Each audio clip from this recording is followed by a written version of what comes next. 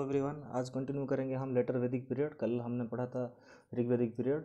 ठीक है, letter Vedic period start हुआ था 1000 BC से लेके 500 BC तक। ठीक है ना। पहला चीज़ ये ध्यान रखिए, टाइम पीरियड। उसके बाद हम देखिए एक्सपांसन ऑफ आर्यंस, जो पंजाब में रहते थे उन लोगों का एक्सपांसन हो गया कहाँ तक ना, western Uttar Pradesh covered by Ganga Yamuna Doab तक। ठीक है, ये चीज़ आपको ध्यान रखनी है। यहाँ पे गंगा यमुना दोआब तक उन लोगों का एक्सटेंशन हुआ।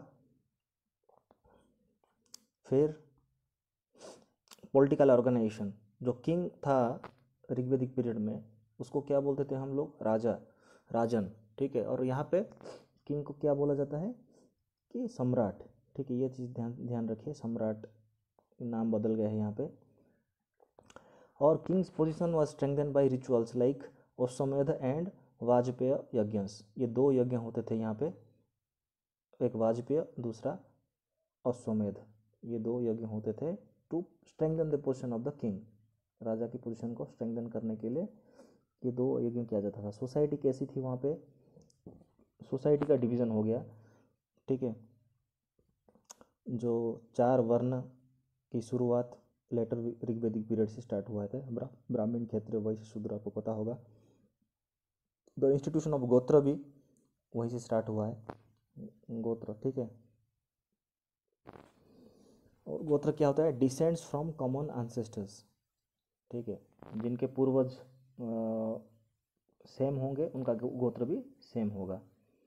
फॉर द फर्स्ट टाइम ये सब स्टार्ट हुआ था।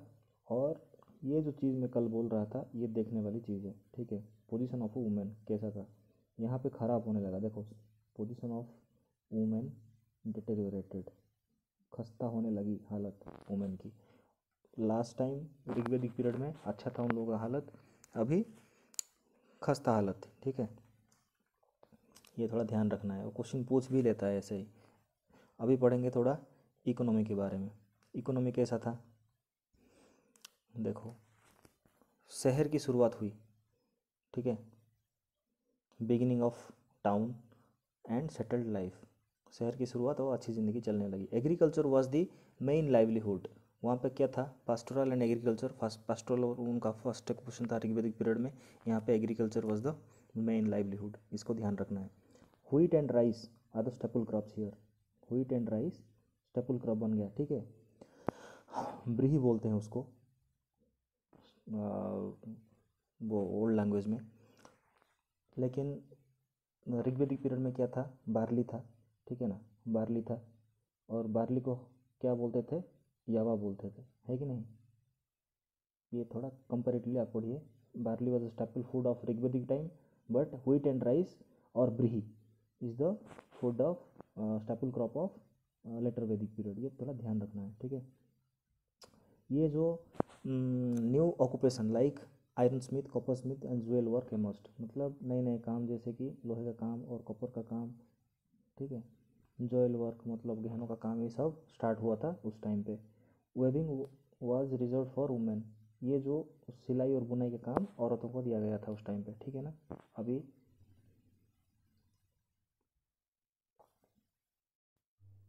अभी पढ़ेंगे हम लोग रिलीजन के बारे में पढ़ेंगे। ठीक है, प्रजापति बिकेम दी सुप्रीम गॉड। ठीक है, प्रजापति क्या बने, the supreme God.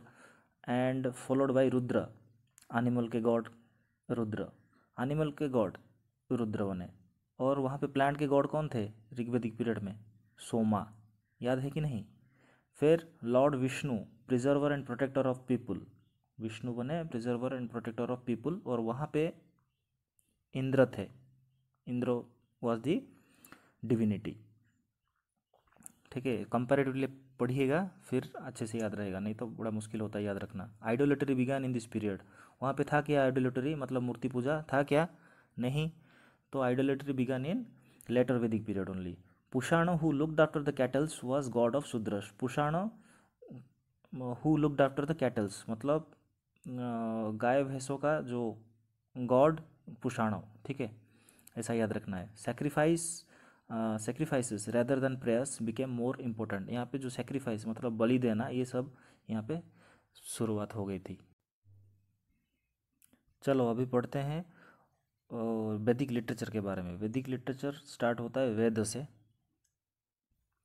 Veda generally 4 प्रकार के: ऋग्वेद, सामवेद, यजुर्वेद और अथर्ववेद। ये जो ऋग्वेद है इसको क्या कहते हैं हम लोग? The oldest language text. ठीक है, ओल्डेस्ट लैंग्वेज टेक्स्ट मतलब जितने भी वेद, कुछ भी किताबें लिखी गई है, सबसे पुरानी किताब या फिर जो कलेक्शन ऑफ हिम्स, उसको क्या बोलते हैं? ऋग्वेद बोलते हैं। ठीक है, सबसे oldest version of in the world इसे माना जाता है। और इसमें एक 1028 हिम्स डिवाइडेड इनटू 10 मंडलस। इसमें 10 मंडल हैं और कुल मिला के 1028 हिम्स यानी मंत्र लिखे गए हैं इसमें। ठीक है, 10th मंडल में क्या लिखा है? पुरुष सूक्त हिम्न। और पुरुष सूक्त में क्या है? व्हिच एक्सप्लेन्स अबाउट वर्णस, मतलब जो 4 वर्ण हैं यहाँ पे लिखे गए हैं, ब्राह्मण, क्षत्रिय, वैश्य, शूद्र, ये सब पुरुष सूक्त में मिलेंगे, जो कि ऋग्वेद में अवेलेबल है। ठीक है, उसके 10th मंडल में।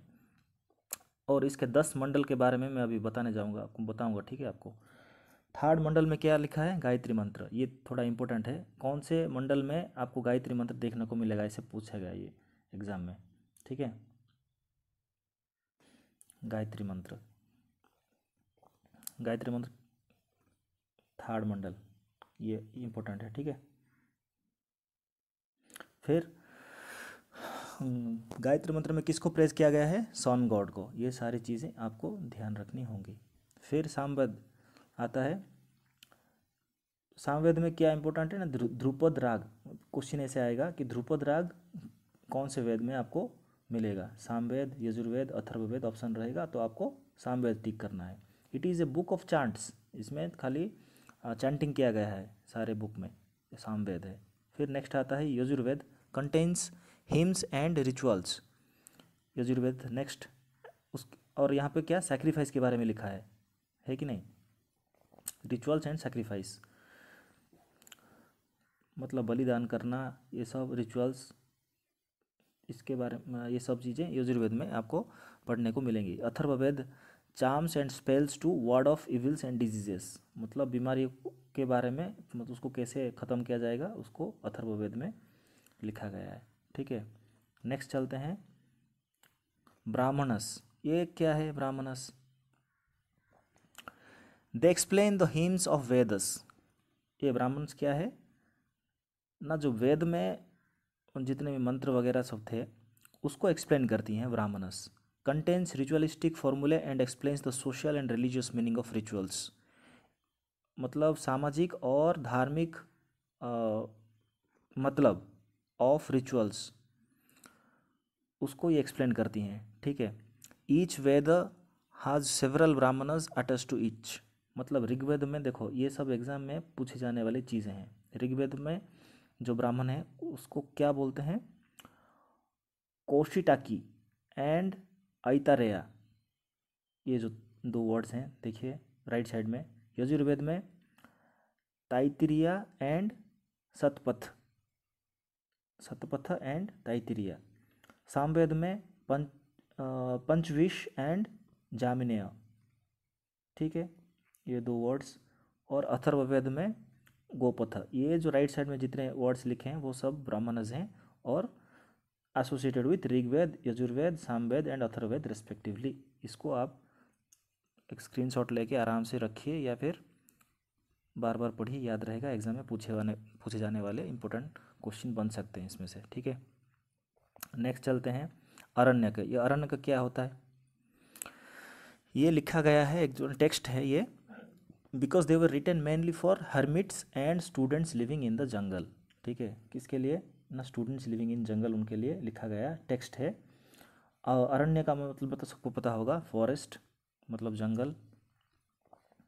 ठीक है, नेक्स्ट चलते हैं उपनिषद। उपनिषद क्या होता है?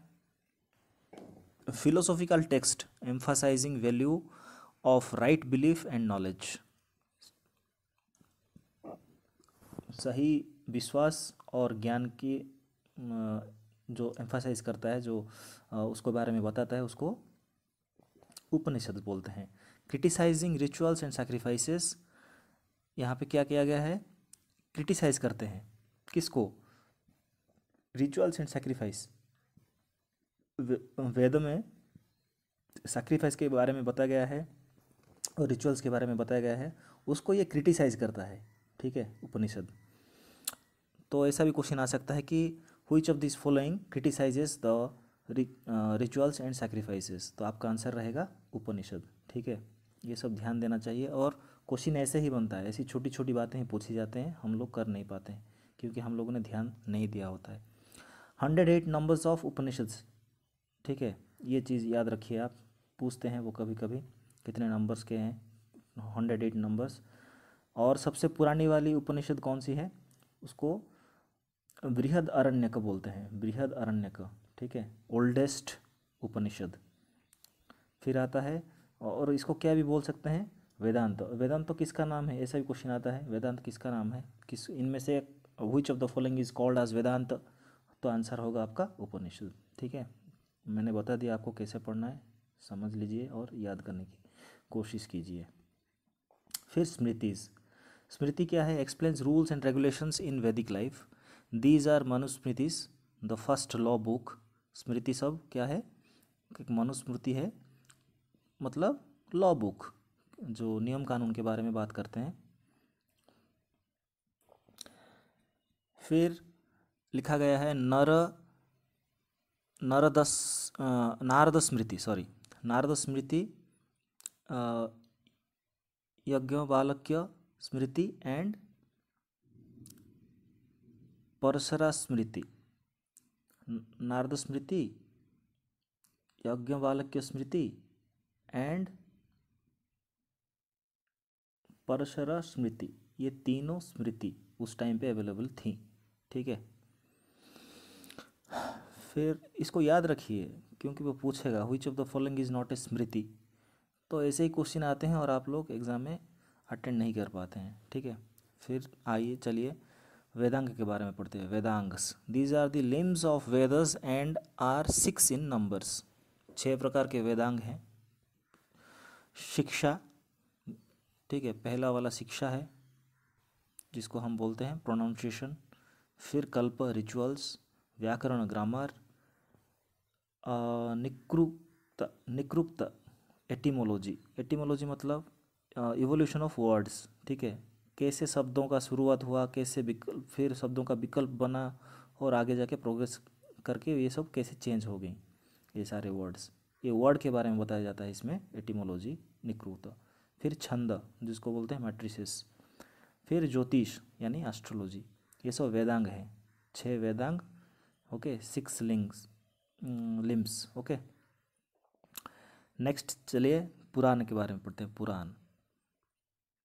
पुराण डील्स विथ वर्ल्ड क्रिएशन, कैसे दुनिया की शुरुआत हुई थी। दो जेनियोलॉजिकल ऑफ गॉड्स, जेनियोलॉजिकल मतलब जेनियोलॉजी का मतलब जैसे कि कोई भी गॉड थे, राम, उनके नेक्स्ट सन कौन थे, कौन बेटा बेटी कौन थे, उसके सन के सन, ग्रैंड सन, और जनरेशन के बारे में जो बात करता है उसको जेनियोलॉजीज, ओके, ऐसे बोलते हैं, ठीक है।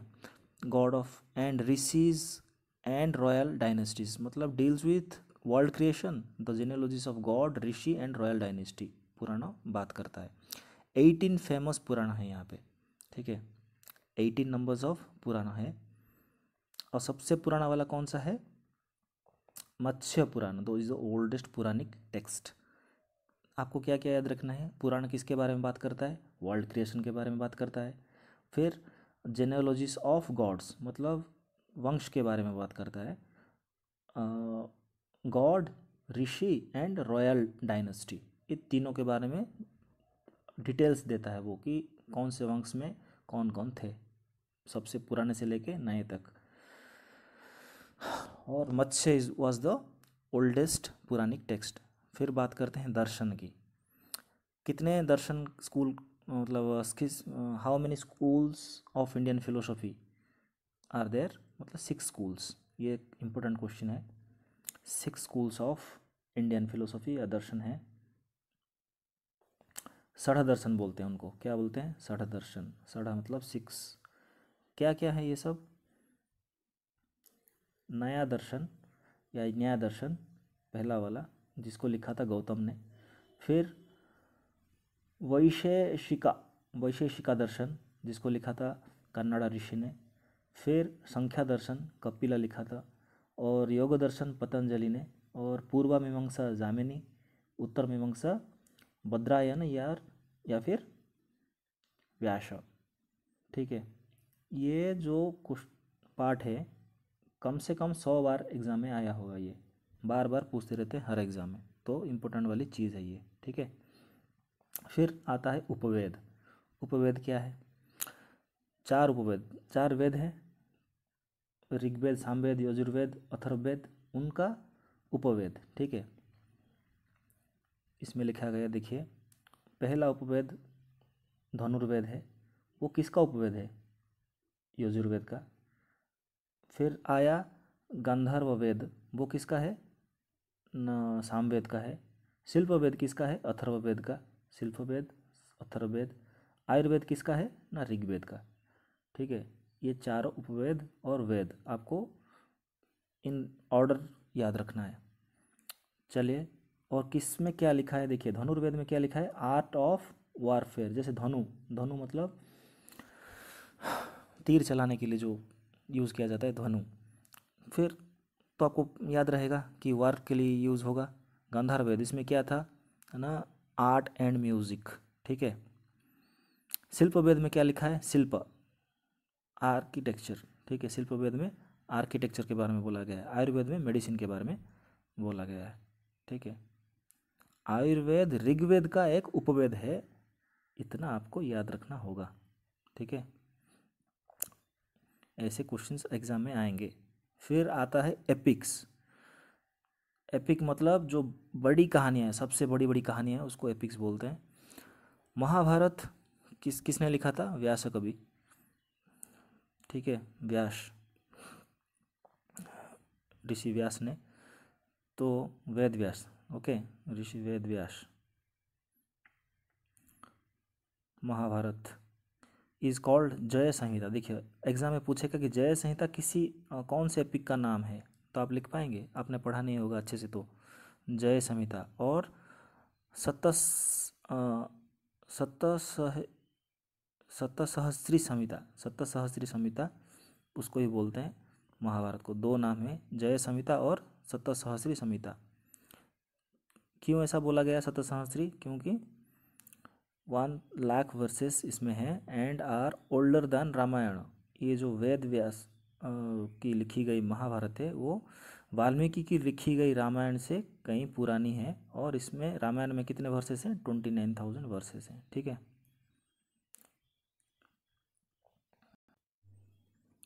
फिर लास्ट पार्ट में आता है महाजनपद। महाजनपद मतलब लोकेशंस या फिर जगह, और उसके कैपिटल के बारे में बताया गया है। ये इम्पोर्टेंट है, क्वेश्चन पूछा गया है, लास्ट टाइम ओपीएससी में आया था। ठीक है, लास्ट टाइम आया था आपका, मैं बताऊंगा। गंधार, गंधार का कैपिटल क्या था? तक्षशिला। सही, इसको याद रखिए, Takshashila was the capital of Gandhara. फिर Champa was the capital of Anga. Anga एक जगह थी, गंधार एक जगह थी। फिर मगध एम्पायर, पटना एंड गया डिस्ट्रिक्ट, बिहार में मगध मतलब जगह है। उसका कैपिटल देखिए किंग के हिसाब से चेंज होता है। ये बिम्बिसार एक किंग थे, उनके टाइम पे राजगृह और गिरिवराज, ये जो गिरिवराज और राजगृह बिम्बिसार के टाइम पे उस मगध के कैपिटल थे। ये 2 कैपिटल बिम्बिसार के थे, मगध प्लेस के। फिर बाद में Pataliputra became the capital of Magadha at the time of Udayin. ठीक है, फिर Vaishali became the capital of Magadha again in the lordship of Shishunaga.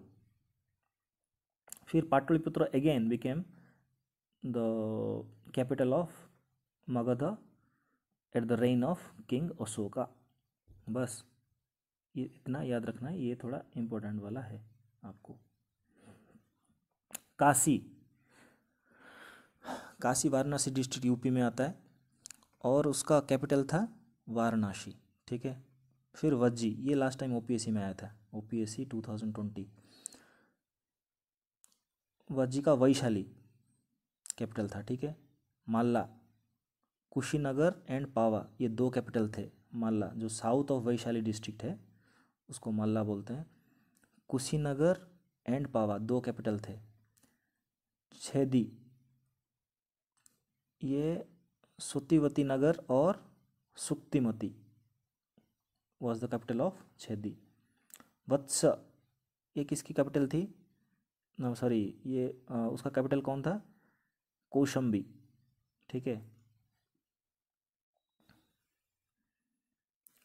अभी देखिए कोसाला जो प्लेस था उसका Shravasti and Ayodhya,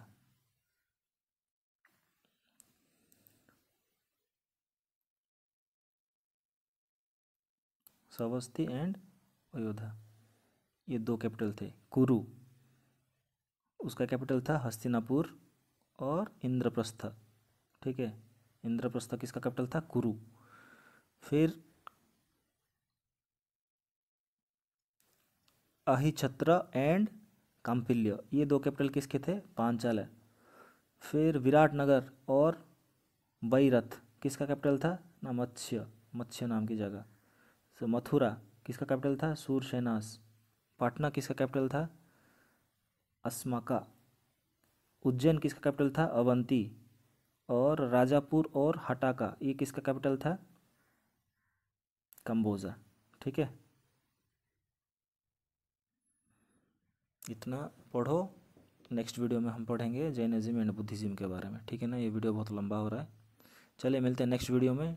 do like share and subscribe my channel. Thank you for watching. Good bye.